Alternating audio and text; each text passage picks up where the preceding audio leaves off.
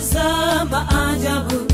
Mama mmoja watoto wengi ho, kila mtoto kabila lake, toka kwenye tumbo moja. Dr. Jeniffer mwanzilishi. If your action inspires others to dream more, learn more, do more, and become more, then you are a leader. If a leader challenges accepted thinking and pushes existing boundaries, then she is a transformative leader. Through leadership, a leader could touch the lives of many people and influence them in a positive way. Kuingia Kenya Microfinance Trust ilikuwa muujiza kwa maisha yangu, sababu tangu nilipoingia nimesomesha watoto, nimejenga nyumba ya permanent, niko na ng'ombe za grade na biashara yangu inaendelea vizuri. Hata kupitia kwa hiyo biashara tena nimepata ploti, nimejenga duka yangu mwenyewe. Sasa ninaendesha biashara yangu hapo. Sana sana Waluya ilisemekana kwamba mama ni mtu wa kukaa nyumbani na kulea watoto. Hatukujulikana kama ni sisi tunaweza hata kuwa msingi wa jamii. Lakini shirika la Kenya Women limetufanya wamama, at least sasa waume zetu wameanza kutuheshimu. This is the story of a woman who dared to push the boundary and ended up building a national institution against great odds. A woman who rose from very humble beginnings to the very top of the business world. Born in 1955 in Kidhangari village, South Imenti in Meru County, she is the fourth child of Mr. and Mrs. Henry Riria. Her earliest encounter with books was at Kidhangari Primary School. Here, she set herself the task of getting an education. The need to rise above her circumstances made her take her studies seriously. Her industry bore fruit when she got admission at Precious Blood Girls, Kilungu, for her secondary education. In 1972, the youthful and very beautiful Nkwene joined Dar es Salaam University in Tanzania after having passed her A-levels.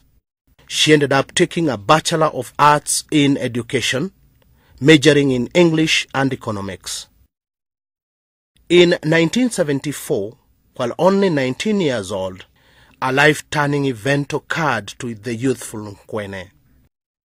She conceived and had her first baby, Catherine McKenna.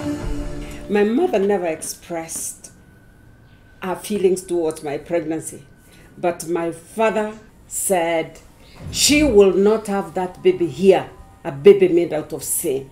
Soon after her graduation, Jeniffer secured a scholarship to study in the United Kingdom. She carried her baby along with her. She believed that her life was headed to the skies. In 1978, she was awarded a postgraduate diploma in education, and the following year, she graduated with a Master of Arts degree in Education Administration from the University of Leeds. She left the United Kingdom the same day she passed her dissertation. I had an opportunity to live in UK. I had an opportunity to live in the US. But to me, these places never appealed to me. I had to come home. You can't make a difference when you are away. She envisioned an institution in which any woman could become as successful as her dreams could let her. Opening wide her doors to opportunity, she has let in every single woman who has been willing to pay the price of hard work. It was in October 1991, however, when a real change of calling occurred to Dr. Riria. The Ford Foundation and UNDP supported her appointment to rehabilitate Kenya Women Finance Trust. The institution had only 4 permanent employees, 0 clients, and 2 million uncollected loans. Dr. Riria took on the task of raising funds, reorganizing the administration, rebuilding ties with international organizations, and pushing out small loans to larger numbers of rural and urban women. In 2010, the institution transformed into a microfinance deposit taking.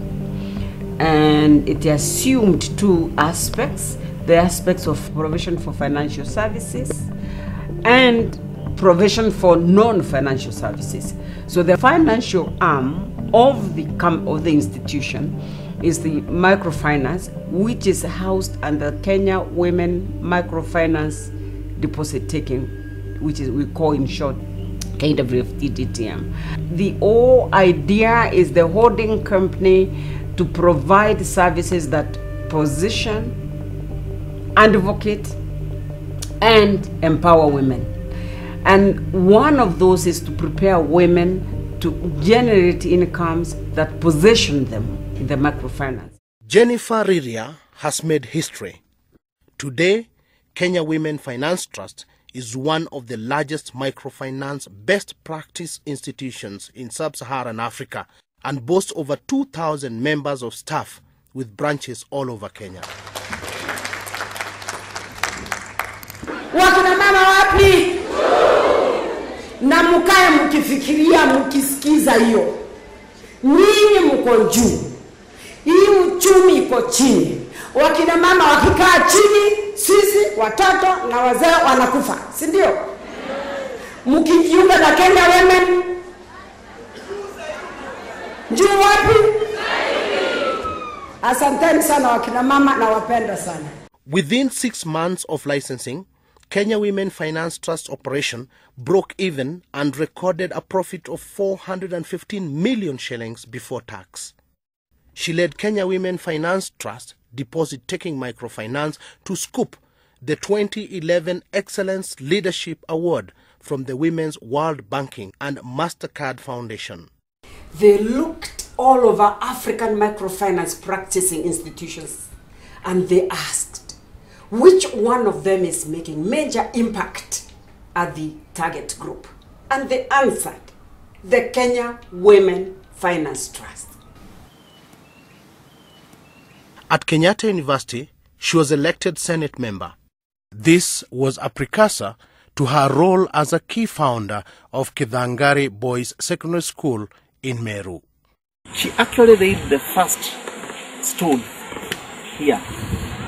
And all through, we have called her. She has contributed generously. She is a role model, even in the institutions around. We have a Kagara Primary School, and we have Kidhangari Girls, among many other developments. We want to partner with you to make this country a better society. A society with no pain, no rapes, no violations of human rights for women and girls. Because from today, you begin a young people's movement in the country. When I was informed that the Kenya women people will be sponsoring me for my high school education, I was overwhelmed. I knew that my dream of becoming a doctor one day would come true, and I will help others as I was helped. To date, Dr. Riria wears other feathers in her hat. One feather is as the chairperson of Tuvuke Initiative, an organization which aims to foster a culture of fairness and peace while entrenching inclusive political participation and diversified advocacy. Among the institutions she has headed are AMFI, Women's World Banking, Kenya Post Office Savings Bank, and the Jabali Microserve Limited. She survived a poor rural background.